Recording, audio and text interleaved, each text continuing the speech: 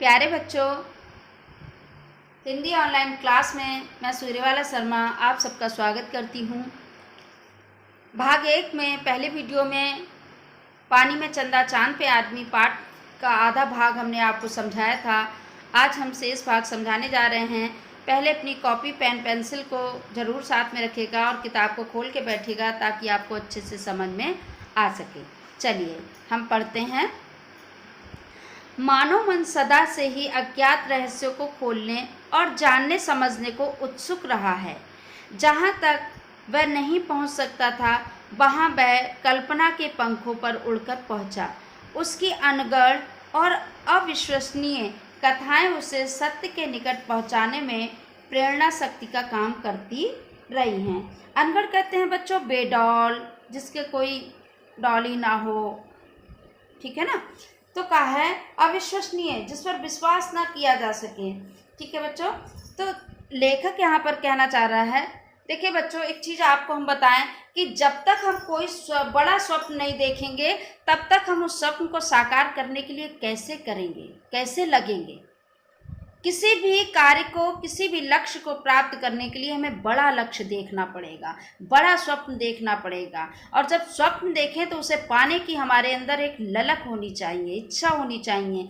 चंद्रमा को जब भगवान राम और कृष्ण ने खेलने के लिए खिलौना के रूप में मांगा था तो मात्र एक कल्पना थी बच्चों। सोचा नहीं था कि उस तक हमारा मानव पहुंच जाएगा, लेकिन उस कल्पना को, स्वप्न को मानव ने साकार करके दिखा दिया। इसलिए हमेशा हमें स्वप्न देखना चाहिए, क्योंकि ये आंखें स्वप्न देखने के लिए दी हैं। बट स्वप्न देखते हुए हम अपनी यथार्थ पर जरूर पैर रखे रहें ताकि हम कभी भी टूटे नहीं, ठीक है। बाकी अपनी पढ़ाई में जो भी आपने लक्ष्य तय किया हो उस लक्ष्य की ओर जरूर अपनी आंखें लगाए रहें। जैसे अर्जुन को चिड़िया की आंख दिख रही थी, उसी तरह आपको भी अपना लक्ष्य दिखाई देना चाहिए। चलिए, तो कहा है कि मानव की एक स्वाभाविक आदत होती है। मनुष्य की आदत क्या है बच्चों? मनुष्य के अंदर ईश्वर ने जिज्ञासा बहुत भर दी है। हर पल उसे कुछ ना कुछ नई नई खोज करने की आदत है, नए नए विषयों में जानने की आदत है, नया नया रहस्य खोलने की आदत है।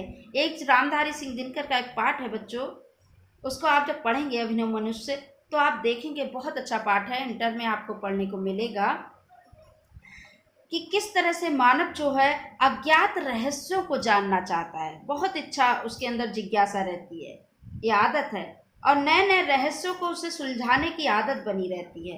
तो कहा है कि इसी आदत के कारण मनुष्य जो है एक सीमा में नहीं रह सका बन के, नित्य नए रहस्यों को खोलने को, समझने को, जानने को उत्सुक बना रहता है।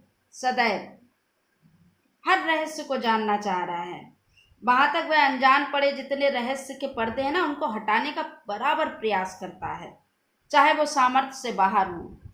और एक चीज और बताएं, जो सरलता से प्राप्त होती है ना कोई, उसकी ओर नहीं भागता है। जिसमें कठिनता है, जिसको खोजने में परेशान होता है मनुष्य, उसकी ओर भागता है, साधारणता की ओर नहीं भागता।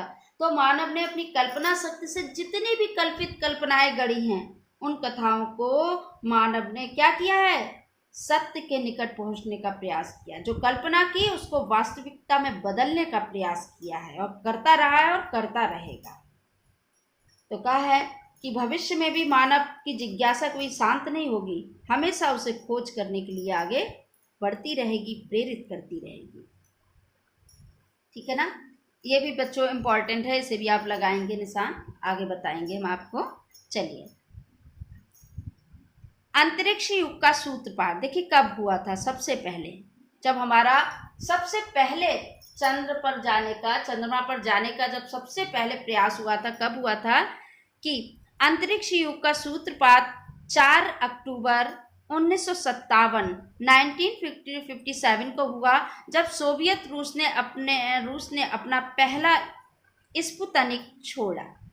सबसे पहले रूस ने बच्चों छोड़ा था अपना चंद्रयान पर जाने के लिए, और प्रथम अंतरिक्ष यात्री बनने का गौरव प्राप्त हुआ था किसे? यूरी गागारिन को। अंतरिक्ष युग के आरंभ में के ठीक 11 वर्ष 9 माह 17 दिन बाद चंद्र तल पर मानव उतर गया। पहला प्रयास 57 को हुआ था, 1957 को, लेकिन दोबारा कब उतर गया था? 1969 ईस्वी को, ठीक है, उतर गया। दिसंबर 1968 में पहली बार अपोलो 8 के तीनों अंतरिक्ष यात्री चंद्रमा के पड़ोस तक पहुंचे थे, लेकिन बच्चों सफलता नहीं प्राप्त हुई थी। पड़ोस तक पहुंच गए थे जब अमेरिका ने दोबारा, जब पहले तो रूस ने भेजा, फिर दूसरी बार प्रयास अमेरिका का हुआ था 1968 में, तो चंद्रमा तक, पड़ोस तक तो पहुंच गए थे, बट पूरी तरह से सफल नहीं हुए बच्चों। तो कहा बीच की अवधि में रूस और अमेरिका दोनों ही देशों ने अनेक अंतरिक्ष यान छोड़े। इनमें कुछ ना कुछ समानव, मतलब कुछ में मानव बैठा हुआ था, मानव सहित यान थे, और कुछ मानव रहित, मतलब कुछ यानों में मानव को भेजा था और कुछ में उन्होंने मानव के बिना ही यानों को भेजा था। तो इससे मानव का साहस कहें या दुस्साहस, कि उसने अंतरिक्ष में पहुंचकर यान से बाहर निकलकर अनंत अंतरिक्ष में विचरण भी शुरू कर दिया। क्या कहा जाए बच्चों, ये मनुष्य ने इतना बड़ा जो असंभव कार्य किया है, एक दूसरे ग्रह पर, अंतरिक्ष पर पहुंचकर वहां मानव उतरा भी है, सामान भी उसने छोड़ा है, चहलकदमी भी की है। ये क्या किया कहा जा सकता है इसके लिए? तो कहा है अंतरिक्ष में परिक्रमा करते दो यानों को जोड़ने और एक यान से दूसरे यान में यात्रियों को चले जाने में चमत्कारी कर्तव्य भी किए। यान को जोड़ा भी, उसमें बैठे भी, सारा ये सब कार्य वहां पर किया है, तो ये तो चमत्कार है। तो कहा अपोलो 11 द्वारा चंद्र विजय से पूर्व मानो अपोलो 10 के द्वारा इस नाटक का पूर्व अभिनय ही किया गया था। मतलब जो ये सफल हुआ है चंद्रयान, इससे पहले जो भेजे गए थे वो एक तरह से अभिनय के रूप में बताया कि पहले उनका रिहर्सल किया गया था, ठीक है। तो कहा इसके 3 यात्री अंतरिक्ष यान को चंद्रमा की कक्षा में ले गए। तीनों यात्रियों को आपको बताया है, नील आर्मस्ट्रांग, एडविन और कॉल्विन, ठीक है। एक यात्री मूल यान को कक्षा में घुमाता रहा था। जो मूल यान को घुमाते रहते 96 किलोमीटर ऊपर, वो कौन थे? कॉल्विन थे, ठीक है। ये जो ऊपर कॉलिंस थे, माइकल कॉलिंस, और 2 लोग जो थे वो उसमें ही बैठे रहे, और 2 अन्य यात्री चंद्रयान में बैठकर उसे चंद्रमा से केवल 9 मील की दूरी तक ले गए थे। इन्होंने चंद्र विजेताओं के उतरने के संभावित स्थल का अध्ययन किया और अनेक चित्र खींचे थे। चंद्रयान को मूलयान से जोड़ा और फिर सकुशल पृथ्वी पर लौट आए। इन्होंने इतना कार्य वहां पर किया था। तो कहा मानव को चंद्र तल तक ले जाने और लौटा लाने वाले यान के बारे में भला कौन नहीं जानना चाहेगा। अपोलो यान, अब इसके बारे में आपको बताया जाएगा बच्चों कि कौन सा यान किस तरह से बना था और कैसे वहां पर पहुंचा था। तो कहा कि अपोलो यान सैटर्न 5 रॉकेट से प्रक्षेपित किया जाता है। वह विश्व का सबसे शक्तिशाली वाहन है। अंतरिक्ष यान के 3 भाग होते हैं। कितने भाग होते हैं बच्चों? अंतरिक्ष यान के 3 भाग होते हैं, या इन्हें 3 मॉड्यूल कह सकते हैं। कमांड मॉड्यूल, सबसे पहला क्या है? कमांड मॉड्यूल का निर्माण इस दृष्टि से किया जाता है कि वापसी के समय पृथ्वी के वायुमंडल में प्रवेश करते समय तीव्र ताप और दबावों को सहन कर सके। बच्चे, जब कोई चीज नीचे की ओर आएगी तो एकदम बहुत तेज दबाव होता है उस पर आने के लिए, सहन कर सके। फिर उसमें नियंत्रण कक्ष, शयनगार, सोने के लिए भी आराम की जगह, भोजन कक्ष, खाना वाना की भी जरूरत होती है बच्चों, वो भी है, और प्रयोगशाला, इन सब का मिला जुला रूप ही मॉड्यूल होता है, ठीक है। मॉड्यूल में ये सारी व्यवस्थाएं होती हैं। प्रक्षेपण मतलब फेंकने के लिए के समय यदि कोई दुर्घटना हो जाए तो यात्री अपने बचाव के लिए इसे शेष यान से पृथक कर सकता है। बच्चों, जो हमारे और यान 2 लगाए जाते हैं इसमें ही, तो अगर कोई दुर्घटना हो जाती है, कोई दिक्कत आ जाती है, तो क्या होता है कि इसमें इसको अलग किया जा सकता है और बचाया जा सकता है अपने आप को, ठीक है, अलग कर सकते हैं। पुनः प्रवेश के लिए बने कमांड कैप्सूल का वजन, मतलब दूसरा कौन सा है हमारा? कमांड कैप्सूल, इसका वजन है 5500, ठीक है, किलोग्राम था। इसमें लगभग 5.5 घन मीटर खाली स्थान था, जहां की तीनों यात्री अपने सामान्य कार्य कर सकें।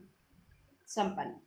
ठीक है, इसमें 5 घन मीटर मतलब इतना बड़ा था कि जैसे एक कार की जगह, एक औसत दर्जे की कार के जितना मान सकते हैं आप। ठीक है, कैप्सूल जब तैयार होता है तो उस समय इसमें 5 विद्युत बैटरियां होती हैं। क्या होती हैं? 5 विद्युत लाइट वाली बैटरियां होती हैं और 12 रॉकेट इंजन जुड़े होते हैं। जो रॉकेट इंजन होते हैं वो कितने? 12 जुड़े होते हैं, 12। 3 आदमियों के लिए 14 दिन की खाद्य सामग्री और पानी का भंडार एवं मल निष्कासन की व्यवस्था रहती है। इसमें पैराशूट भी रहते हैं। पैराशूट जानते हैं ना बच्चों, जो उड़ते हैं उसको नीचे उतरने के लिए। तो कहा यात्रियों को बिना चोट पहुंचाए कड़ी से कड़ी जमीन पर उतर सकता है। जब पैराशूट को खोलता है और नीचे की ओर आता है तो उसे बड़े आराम से वो जमीन पर उतर सकता है। तो जमीन कैसी भी हो वो आराम से उतर जाता है, चोट नहीं लगती है। ठीक है, फिर है अंतरिक्ष यान का दूसरा भाग होता है सर्विस मॉड्यूल। वो तो हमारा पहला कमांड मॉड्यूल था, उसी का ये रूप था। और अब हमारा दूसरा क्या है?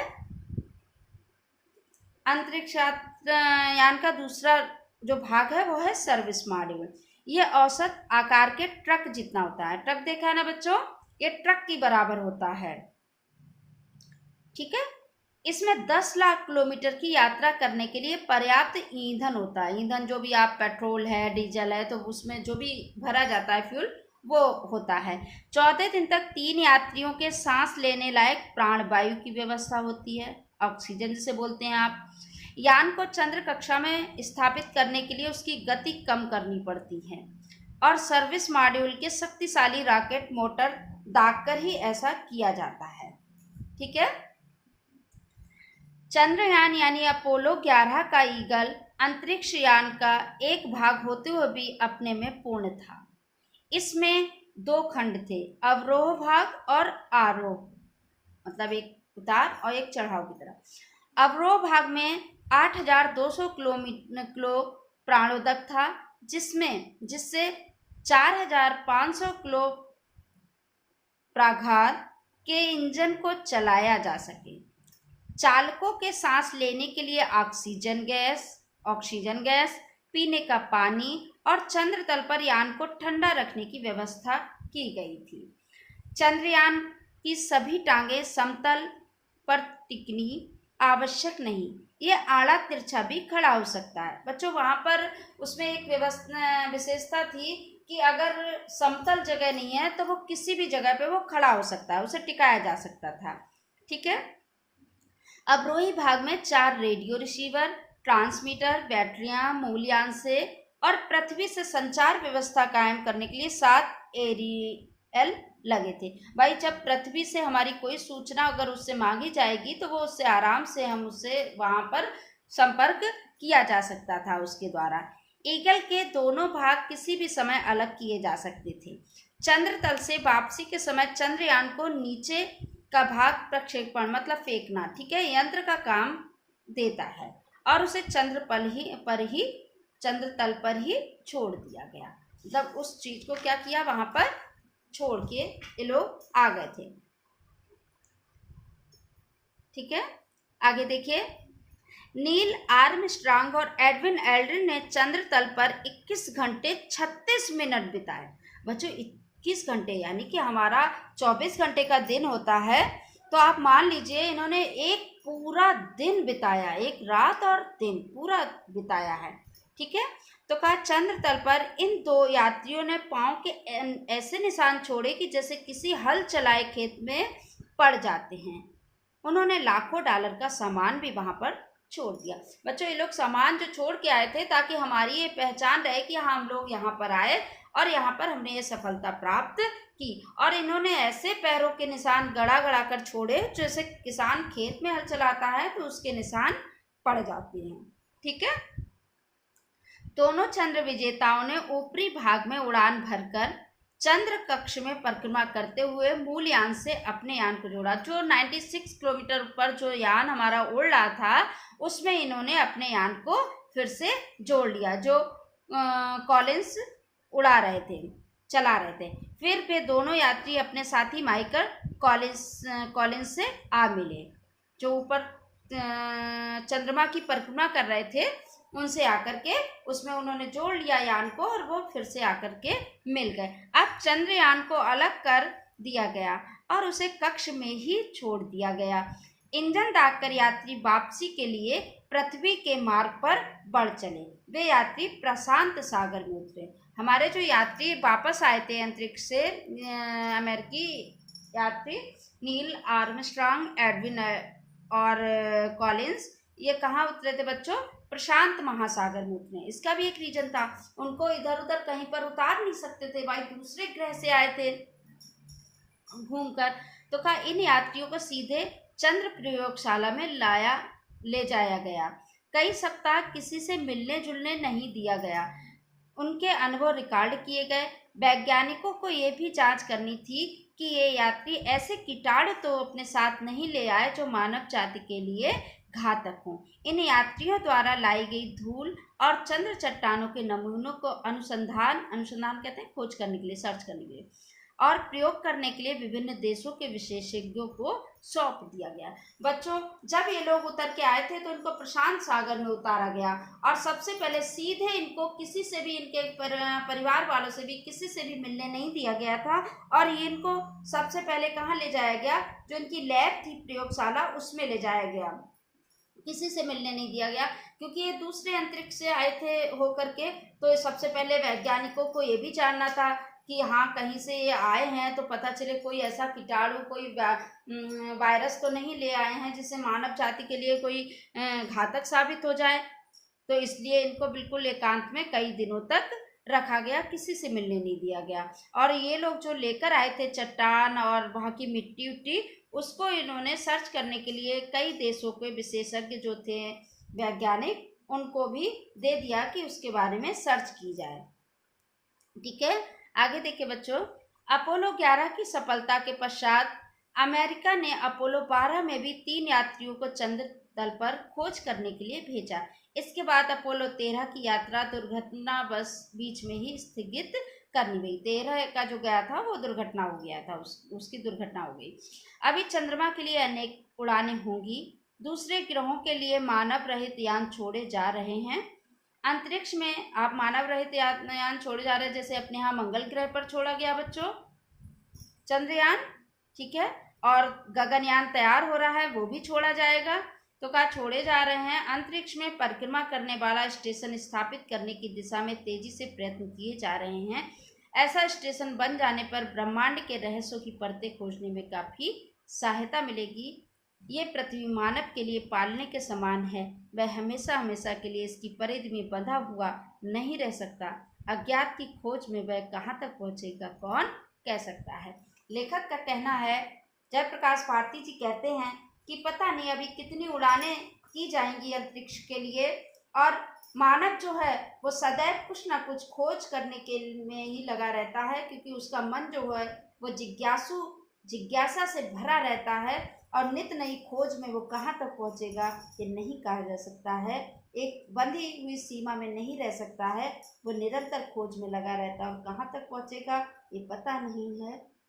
चलिए बच्चों, पाठ हमारा आज समाप्त हुआ है और अगली वीडियो में हम आपको इसके गद्यांश पे आधारित प्रश्नों को लेकर आएंगे, उनके उत्तर बताएंगे। तब तक के लिए धन्यवाद।